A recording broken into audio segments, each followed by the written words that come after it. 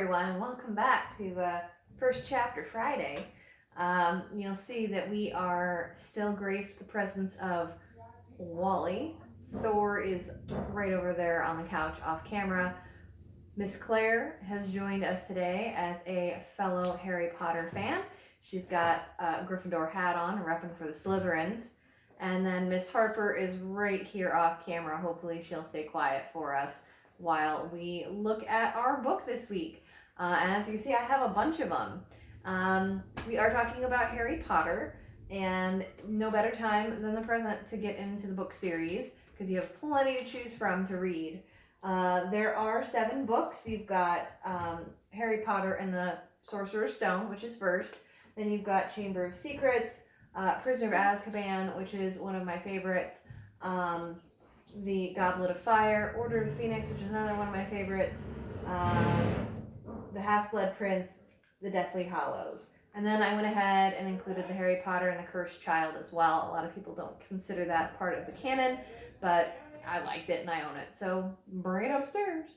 You'll have to bear with me. I've got some construction going on downstairs, so there's some loud bangs and whatever. It's not a troll in the dungeon or anything. It's just construction work. So, with all that being said, let's get to our first chapter of Harry Potter and the Sorcerer's Stone. Chapter 1, The Boy Who Lived. Mr. and Mrs. Dursley of number 4 Privet Drive were proud to say that they were perfectly normal, thank you very much. They were the last people you'd expect to be involved in anything strange or mysterious, because they just didn't hold such nonsense. Mr. Dursley was the director of a firm called Grunnings, which made drills. He was a big, beefy man with hardly any neck, although he did have a very large mustache. Mrs. Dursley was thin and blonde and had nearly twice the usual amount of neck, which came in very useful as she spent so much of her time craning over garden fences, spying on the neighbors. The Dursleys had a small son named Dudley, and in their opinion there was no finer boy anywhere. The Dursleys had everything they wanted, but they also had a secret, and their greatest fear was that somebody would discover it. They didn't think that they could bear it if anyone found out about the Potters. Mrs. Potter was Mrs. Dursley's sister, but they hadn't met for several years. In fact, Mrs. Dursley pretended she didn't have a sister because her sister and her good-for-nothing husband were as un-Dursleyish as it was possible to be. The Dursleys shuddered to think what the neighbors would say if the Potters arrived in the street. The Dursleys knew that the Potters had a small son, too, but they'd never even seen him. The boy was another good reason for keeping the Potters away. They didn't want Dudley mixing with a child like that. When Mr. and Mrs. Dursley woke up on the dull, gray Tuesday our story starts, there was nothing about the cloudy sky outside to suggest that strange and mysterious things would soon be happening all over the country. Mr. Dursley hummed as he picked out his most boring tie for work, and Mrs. Dursley gossiped away happily as she wrestled a screaming Dudley into his high chair. None of them noticed a large tawny owl flutter past the window. At 8:30, Mr. Dursley picked up his briefcase, pecked Mrs. Dursley on the cheek, and tried to kiss Dudley goodbye, but missed because Dudley was now having a tantrum and throwing his cereal at the walls. "Little tyke," chortled Mr. Dursley as he left the house. He got into his car and backed out of number 4's drive. It was on the corner of the street that he noticed the first sign of something peculiar. A cat reading a map. For a second, Mr. Dursley didn't realize what he had seen. Then he jerked his head around to look again. There was a tabby cat standing on the corner of Privet Drive, but there wasn't a map in sight. What could he have been thinking of? It must have been a trick of the light. Mr. Dursley blinked and stared at the cat. It stared back. Mr. Dursley drove around the corner and up the road. He watched the cat in his mirror. It was now reading the sign that said Privet Drive. No, looking at the sign. Cats couldn't read maps or signs. Mr. Dursley gave himself a little shake and put the cat out of his mind. As he drove toward town, he thought of nothing except a large order of drills he was hoping to get that day. But on the edge of town, drills were driven out of his mind by something else. As he sat in the usual morning traffic jam, he couldn't help noticing that there seemed to be a lot of strangely dressed people about, people in cloaks. Mr. Dursley couldn't bear people who dressed in funny clothes, the get-ups that you saw on young people. He supposed this was some stupid new fashion. He drummed his fingers on the steering wheel, and his eyes fell on a huddle of these weirdos standing quite close by. They were whispering excitedly together. Mr. Dursley was enraged to see that a couple of them weren't young at all. Why, that man had to be older than he was, and wearing an emerald green cloak. The nerve of him! But then it struck Mr. Dursley that this was probably some silly stunt. These people were obviously collecting for something. Yes, that would be it. The traffic moved on, and a few minutes later Mr. Dursley arrived in the Grunnings parking lot, his mind back on drills. Mr. Dursley sat with his back to the window in the office on the 9th floor. If he hadn't, he might have found it harder to concentrate on drills that morning. He didn't see the owls swooping past in broad daylight, though people down in the street did. They pointed and gazed at open-mouthed as owl after owl sped overhead. Most of them had never seen an owl, even at nighttime. Mr. Dursley, however, had a perfectly normal owl-free morning. He yelled at 5 different people. He made several important telephone calls and shouted a bit more. He was in a very good mood until lunchtime, when he thought he'd stretch his legs and walk across the road to buy himself a bun from the bakery. He'd forgotten all about the people in cloaks until he passed a group of them next to the baker's. He eyed them angrily as he passed. He didn't know why, but they made him uneasy. This bunch were whispering excitedly, too, and he couldn't see a single collecting tin. It was on his way back past them, clutching a large donut in a bag, that he caught a few words of what they were saying. The Potters, that's right, that's what I heard. Yes, their son, Harry. Mr. Dursley stopped dead. Fear flooded him. He looked back at the whisperers as if he wanted to say something to them, but thought better of it. He dashed back across the road, hurried up to his office, snapped at his secretary not to disturb him, and seized his telephone, and had almost finished dialing his home number when he changed his mind. He put the receiver back down and stroked his mustache, thinking, no, he was being stupid. Potter wasn't such an unusual name. He was sure there were lots of people called Potter who had a son called Harry. Come to think of it, he wasn't even sure his nephew was called Harry. He'd never even seen the boy. It might have been Harvey or Harold. There was no point in worrying Mrs. Dursley. She always got so upset at any mention of her sister. He didn't blame her if he'd had a sister like that. But all the same, those people in cloaks. He found it a lot harder to concentrate on drills that afternoon, and when he left the building at 5 o'clock, he was still so worried that he walked straight into someone just outside the door. Sorry, he grunted as the tiny old man stumbled and almost fell. It was a few seconds before Mr. Dursley realized that the man was wearing a violet cloak. He didn't seem at all upset at being almost knocked to the ground. On the contrary, his face split into a wide smile, and he said in a squeaky voice that made passerby stare, "Don't be sorry, my dear sir, for nothing could upset me today. Rejoice, for you know who is gone at last. Even muggles like yourself should be celebrating this happy, happy day." And the old man hugged Mr. Dursley around the middle and walked off. Mr. Dursley stood rooted to the spot. He'd been hugged by a complete stranger. He also thought he'd been called a muggle, whatever that was. He was rattled. He hurried to his car and set off for home, hoping that he was imagining things, which he had never hoped for before, because he didn't approve of imagination. As he pulled into the driveway of number 4, the first thing he saw, and it didn't improve his mood, was the tabby cat he'd spotted this morning.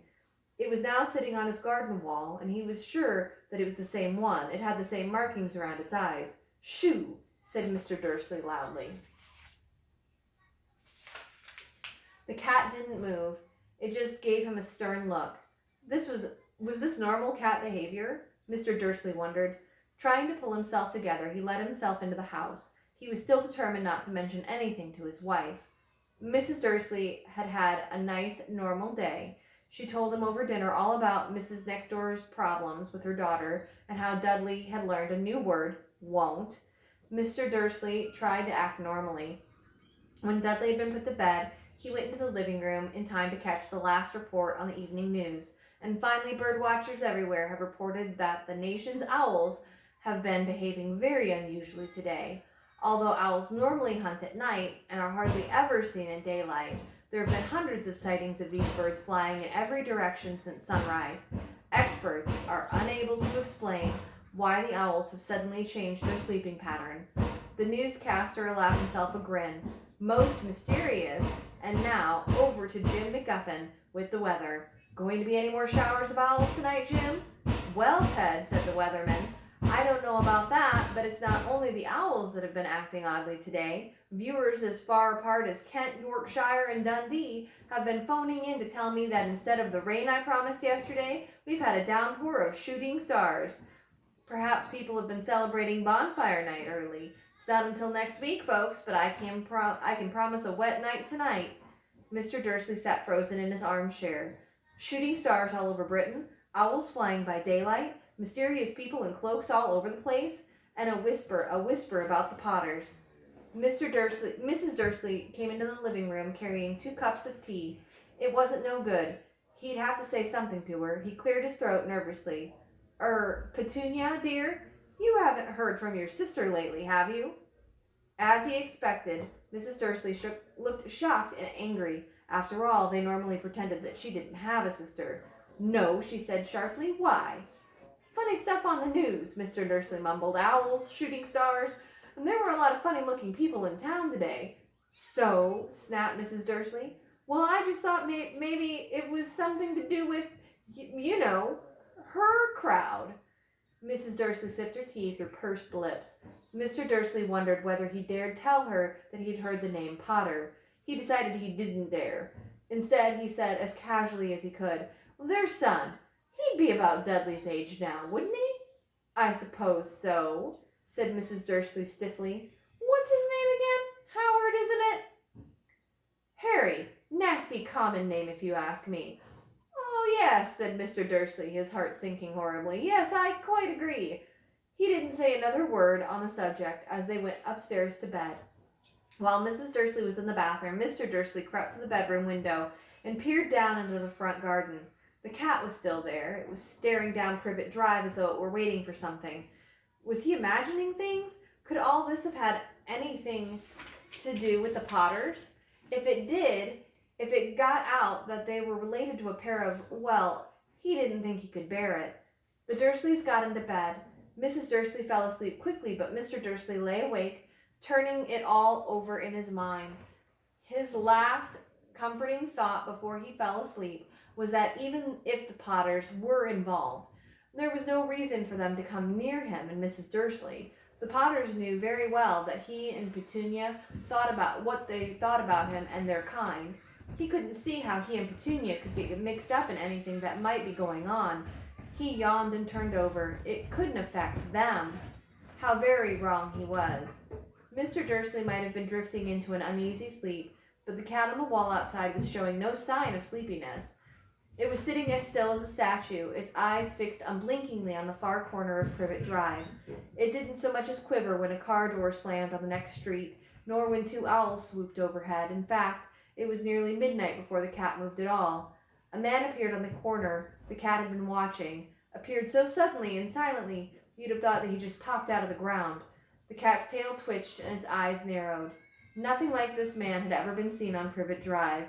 He was tall, thin, and very old, judging by the silver of his hair and beard, which were both long enough to tuck into his belt. He was wearing long robes, a purple cloak that swept the ground, and high-heeled, buckled boots. His blue eyes were light, bright, and sparkling behind half-moon spectacles, and his nose was very long and crooked, as though it had been broken at least twice. This man's name was Albus Dumbledore. Albus Dumbledore didn't seem to realize that he'd just arrived in a street where everything from his name to his boots was unwelcome. He was busy rummaging in his cloak looking for something, but he did seem to realize he was being watched because he looked up suddenly at the cat, which was still staring at him from the other end of the street. For some reason, the sight of the cat seemed to amuse him. He chuckled and muttered, "I should have known." He found what he was looking for in his inside pocket. It seemed to be a silver cigarette lighter. He flicked it open, held it up in the air, and clicked it.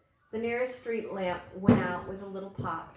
He clicked it again, and the next lamp flickered into the darkness. 12 times he clicked the put-outer until the only lights left on the whole street were 2 tiny pinpricks in the distance, which were the eyes of the cat watching him. If anyone looked out of their window now, even beady-eyed Mrs. Dursley, they wouldn't be able to see anything that was happening down on the pavement.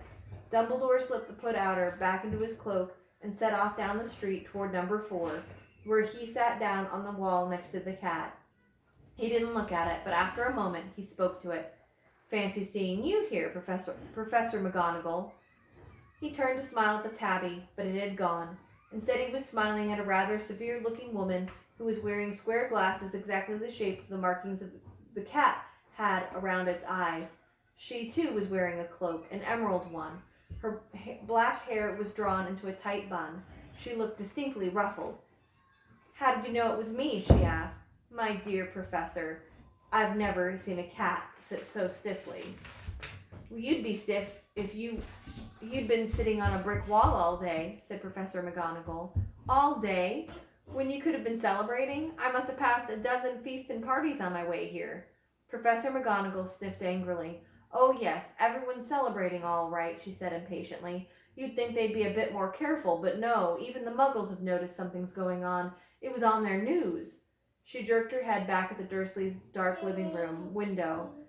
"I heard it. Flocks of owls, shooting stars. Well, they're not completely stupid. They were bound to notice something. Shooting stars down in Kent? I'll bet that was Daedalus Diggle. He never had much sense." "You can't blame them," said Dumbledore gently. "We've had precious little to celebrate for 11 years. "I know that," said Professor McGonagall irritably, "but that's no reason to lose our heads. People are being downright careless out on the streets in broad daylight, not even dressed in Muggle clothes, swapping rumors." She threw a sharp sideways glance at Dumbledore here, as though hoping he was going to tell her something, but he didn't. So she went on. "A fine thing it would be if, on the very day you-know-who seems to have disappeared at last, the Muggles found out about us all. I suppose he really has gone, Dumbledore?" "It certainly seems so," said Dumbledore. "We have much to be thankful for. Would you care for a lemon drop?" "A what?" "A lemon drop. They're a kind of Muggle sweet I'm rather fond of." "No, thank you," said Professor McGonagall coldly, as though she didn't even think this was the moment for lemon drops. "As I say, even if you-know-who has gone." "My dear Professor, surely a sensible person like yourself can call him by name. All this you-know-who nonsense, for 11 years I've been trying to persuade people to call him by his proper name, Voldemort." Professor McGonagall flinched, but Dumbledore, who was unsticking 2 lemon drops, seemed not to notice. "It all gets so confusing if we keep saying you-know-who. I've never seen any reason to be frightened of saying Voldemort's name." "I know you haven't," said Professor McGonagall, sounding half exasperated, half admiring. "But you're different. Everyone knows you're the only one you know. Oh, all right, Voldemort was frightened of." "You flatter me," said Dumbledore calmly. "Voldemort had powers I will never have. Only because you're too, well, noble to use them. It's lucky it's dark. I haven't blushed so much since Madame Pomfrey told me she liked my new earmuffs." Professor McGonagall shot a sharp look at Dumbledore and said, "The owls are nothing next to the rumors that are flying around. You know what everyone's saying? About why he disappeared? About what finally stopped him?" It seemed that Professor McGonagall had reached the point that she was most anxious to discuss, the real reason that she'd been waiting on a cold, hard wall all day, for neither as a cat nor as a woman had she fixed Dumbledore with such a piercing stare as she did now. It was plain that whatever everyone was saying, she was not going to believe it until Dumbledore told her it was true. Dumbledore, however, was choosing another lemon drop and did not answer. "What they're saying," she pressed on, "is that last night Voldemort turned up in Godric's Hollow. He went to find the Potters. The rumor is that Lily and James Potter that they're dead." Dumbledore bowed his head and Professor McGonagall gasped. "Lily and James, I can't believe it. I didn't want to believe it. Oh, Albus." Dumbledore reached out and patted her on the shoulder. I know, he said heavily. Professor McGonagall's voice trembled as she went on. "That's not all. They're saying he tried to kill the Potter's son, Harry, but he couldn't. He couldn't kill that little boy. No one knows why or how, but they're saying that when he couldn't kill Harry Potter, Voldemort's power somehow broke, and that's why he's gone. Dumbledore nodded glumly. It's true? Faltered Professor McGonagall. After all he's done, all the people he's killed, he couldn't kill a little boy? It's just astounding of all the things to stop him. But how in the name of heaven did Harry survive? We can only guess, said Dumbledore. We may never know. Professor McGonagall pulled out a lace handkerchief and dabbed at her eyes beneath her spectacles. Dumbledore gave a great sniff as he took a golden watch from his pocket and examined it. It was a very old watch. It had 12 hands but no numbers. Instead, little planets were moving around the edge. It must have made sense to Dumbledore, though, because he put it back in his pocket and said, Hagrid's late. I suppose it was he who told you I'd be here, by the way. Yes, said Professor McGonagall, and I don't suppose that you're going to tell me why you're here of all places. Well, I've come to bring Harry to his aunt and uncle. They're the only family he has left now. You don't mean. You can't mean the people who live here? Cried Professor McGonagall, jumping to her feet and pointing at number 4. Dumbledore, you can't. I've been watching them all day. You couldn't find 2 people who are less like us. And they've got this son. I saw him kicking his mother all the way up the street, screaming for sweets. Harry Potter, come and live here. It's the best place for him, said Dumbledore firmly. His aunt and uncle will be able to explain everything to him when he's older. I've written them a letter. A letter? Repeated Professor McGonagall faintly, sitting back down on the wall. Really, Dumbledore? You think that you can explain all this in a letter? These people will never understand him. He'll be famous, a legend. I wouldn't be surprised if today was known as Harry Potter Day in the future. There will be books written about Harry. Every child in our world will know his name. Exactly, said Dumbledore, looking very seriously over the top of his half-moon glasses. It would be enough to turn any boy's head. Famous before he can walk and talk. Famous for something he won't even remember. Can't you see how much better off he'll be growing up away from all of that until he's ready to take it? Professor McGonagall opened her mouth, changed her mind.